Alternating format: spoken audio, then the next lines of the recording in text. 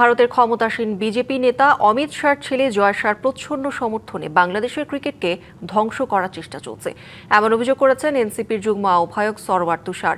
শুক্রবার বিকেলে রাজধানীর বাংলা মোটরে এনসিপি কার্যালয়ে বিসিবির নির্বাচন নিয়ে জরুরি সংবাদ সম্মেলনে এমন অভিযোগ করেন তিনি। আরও বলেন, বিএনপি ক্রিকেটকে পরিকল্পিতভাবে ধ্বংস করার চেষ্টা করছে। এই প্রক্রিয়ায় ভারত ও আওয়ামী লীগের প্রত্যক্ষ মদত আছে বলেও অভিযোগ করেন তিনি।